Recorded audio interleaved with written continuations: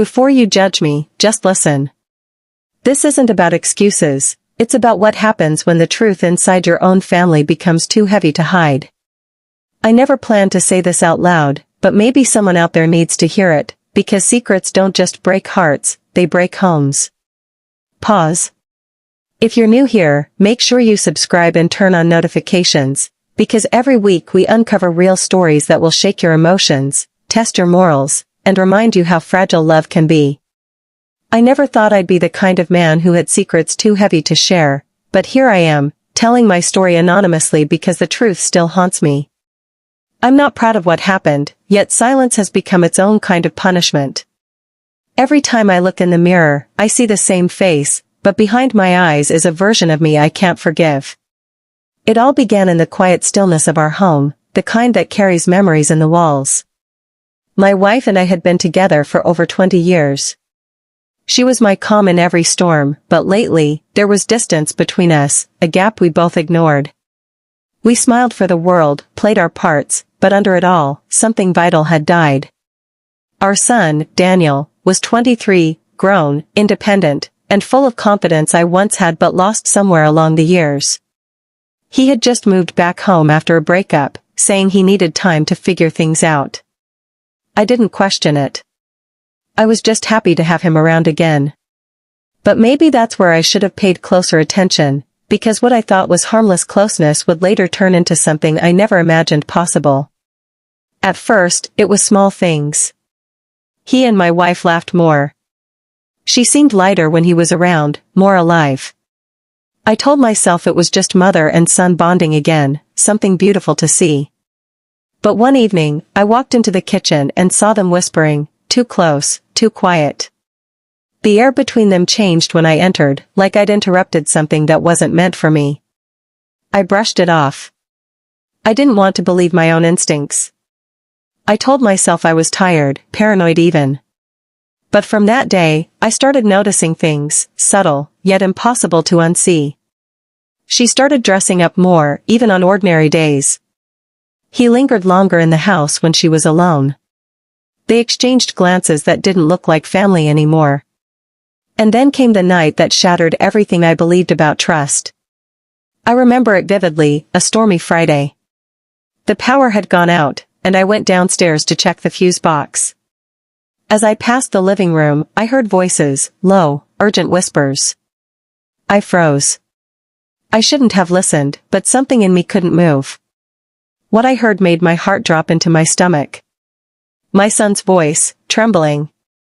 Her voice, softer than I'd heard in years. Words that sounded nothing like a mother and son should ever say to each other. My hands shook as I gripped the wall for balance. The air was thick with something forbidden, something I couldn't unhear, couldn't unfeel. I wanted to burst in, to scream, but I didn't. I stayed there, silent, while my world collapsed in slow motion. That night, I didn't confront them. I went back upstairs, lay beside my wife, pretending to sleep while every heartbeat hammered the truth deeper into me. I knew, right then, that the boundaries we never spoke about had already been crossed. I didn't sleep that night. I lay there, staring at the ceiling, counting every second between the thunder and lightning outside. My wife slept soundly beside me, her breathing calm, untroubled, while my mind raced in 1,000 directions.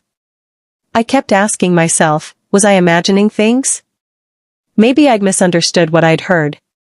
Maybe the tension in our home was twisting my perception. But deep down, I knew the truth had already begun to surface, whether I wanted to face it or not. The next morning, I decided to keep quiet and watch. Sometimes silence reveals more than confrontation ever could.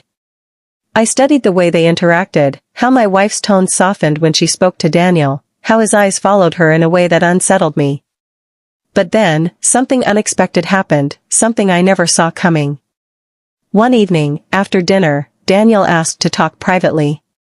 He looked uneasy, almost pale. We sat in the study, just the two of us. The room felt smaller, the air heavier. He fidgeted with his hands, avoiding eye contact. "Dad," he finally said, "there's something you need to know, something about Mom." My stomach tightened. My hands went cold. He hesitated, then slid his phone across the desk. I didn't want to tell you, but I can't keep watching this happen. On the screen was a series of messages. Not from him, but from her. Messages between my wife and another man. Pictures, words, timestamps, everything. It was all there. At first, I couldn't breathe. My chest felt like it was caving in. The woman I'd built a life with, the one I trusted with everything, had betrayed me, and my own son was the one to expose it.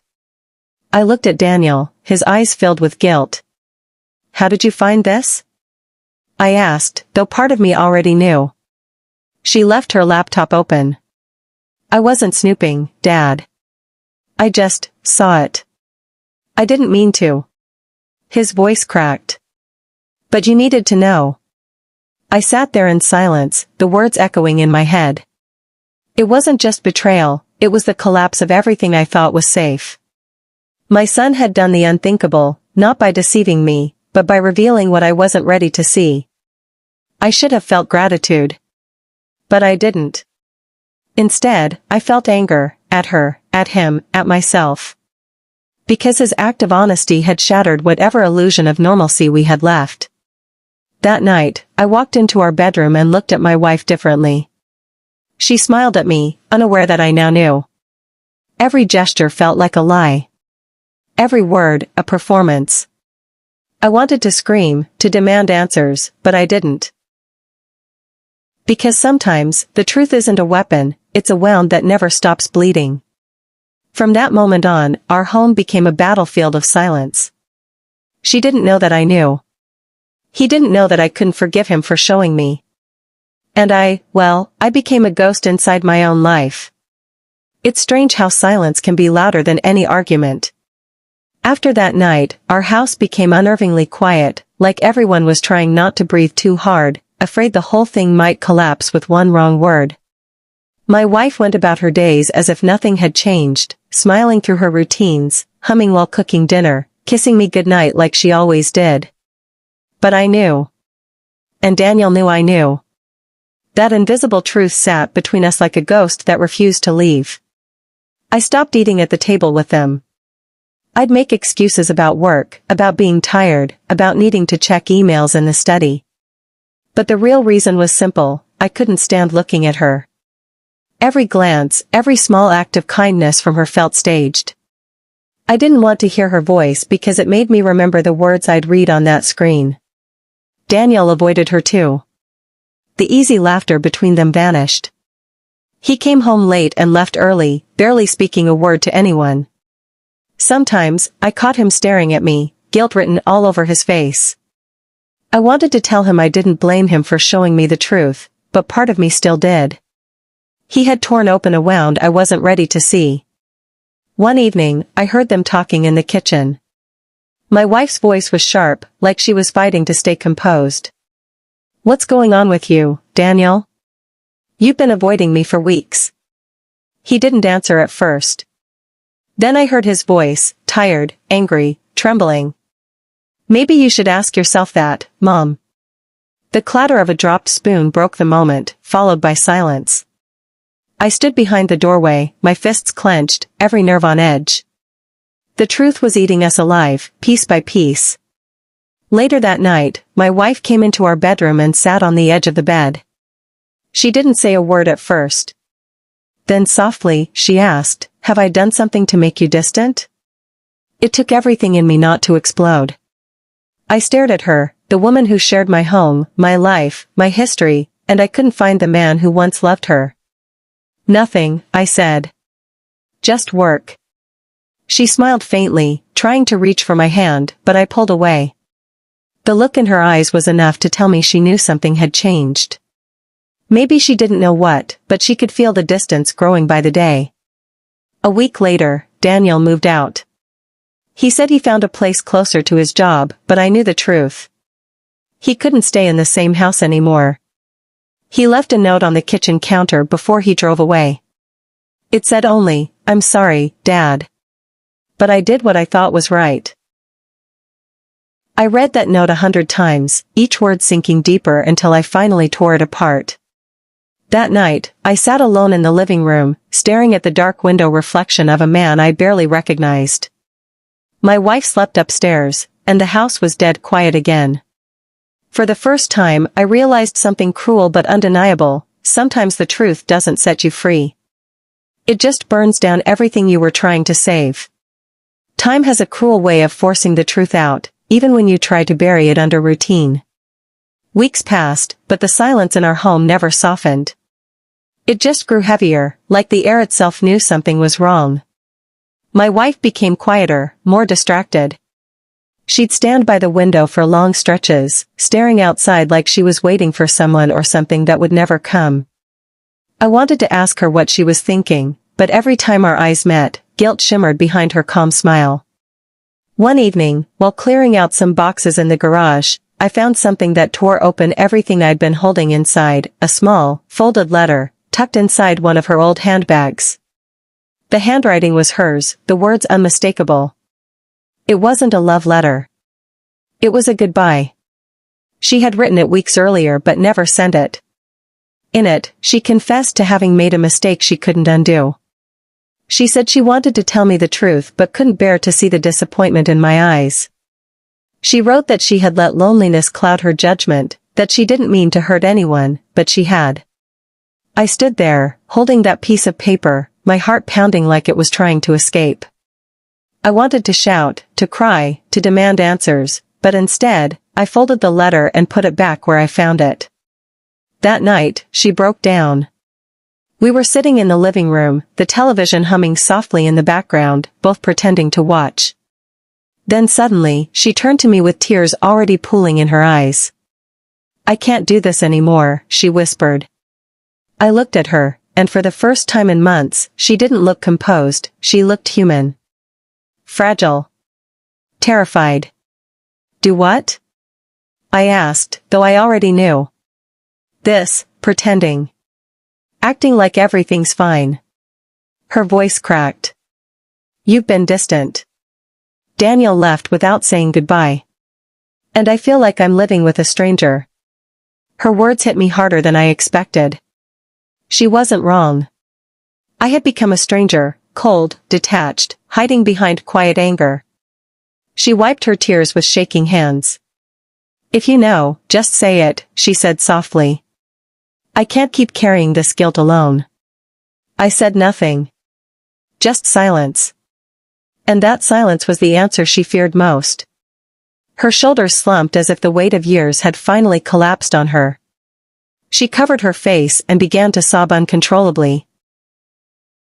I didn't reach out to comfort her. I couldn't. Because forgiveness felt impossible when every breath reminded me of the betrayal. That night, she slept in the guest room. I stayed awake, listening to the faint sound of her crying echoing through the walls. It was then I understood that the real punishment wasn't in losing her, it was in living beside her, knowing the truth, and realizing that love, once broken, never really heals the same way again. Morning came quietly, as if the sun itself hesitated to rise over our house. I sat in the kitchen with a cup of coffee gone cold, listening to the faint ticking of the clock on the wall. It was the same clock that had measured our happiest years, our arguments, our laughter. But now, each tick just reminded me that time doesn't stop for heartbreak, it keeps moving, even when you don't want it to. My wife didn't come down for breakfast. The sound of her footsteps in the hallway had become distant these past few days, careful and hesitant. We spoke less, and when we did, it was about things that didn't matter: groceries, the weather, bills. The small talk of strangers who once shared a life. Daniel called that afternoon. It had been a month since he'd moved out. His voice was calm, though I could tell he was still carrying the weight of it all. "Dad," he said quietly, "I just wanted to check on you." For a moment, I couldn't answer. Part of me was grateful he called. Another part still resented that everything had changed because of what he revealed. "I'm managing," I finally said. He hesitated. "I didn't mean to destroy everything. I just thought the truth would help." I sighed, staring at the floor. "Sometimes the truth doesn't fix things, son. Sometimes it just shows how broken they already were." There was silence on the line. Then he said something that stayed with me, maybe, but at least now you can rebuild it the right way.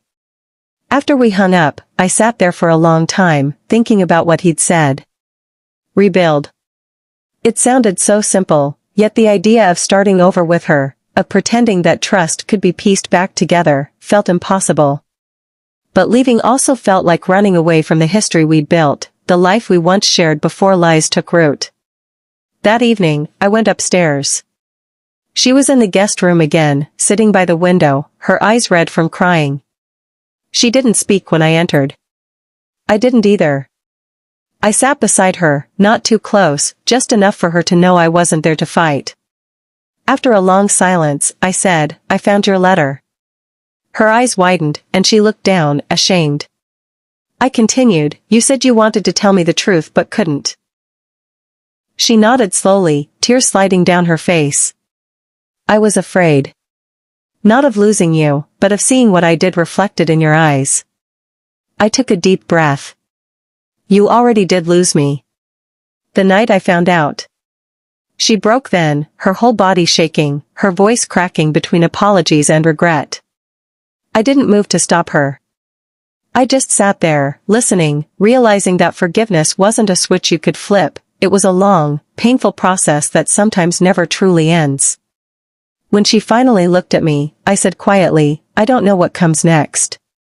But I can't keep living in the shadow of what happened. We either start being honest or stop pretending." She nodded, her voice trembling. "I'll do whatever it takes to make this right." I stood up and walked to the door. "Then start with the truth, from now on. No more secrets." As I left the room, I didn't feel healed, but I felt lighter. The kind of lightness that comes after carrying a burden too long. Maybe Daniel was right. Maybe the truth doesn't fix everything, but it clears the ground for something new to grow, even if it's not love anymore. I still don't know where we'll end up. Maybe time will bring forgiveness, or maybe distance will bring peace. But one thing's certain, secrets rot everything they touch, and once they're gone, all that remains is what's real. And sometimes, that's enough. Disclaimer, this content is for storytelling and awareness purposes only. Any resemblance to actual persons or events is purely coincidental. They say every truth sets you free, but they never tell you how much it hurts first. Sometimes forgiveness isn't about saving a relationship, it's about saving yourself from becoming bitter forever. If this story touched something deep in you, don't just scroll away, subscribe now and join thousands of others who believe that real stories still matter. Every like, comment, and share helps us bring more untold confessions to light. Until next time, remember, silence protects secrets, but truth heals souls.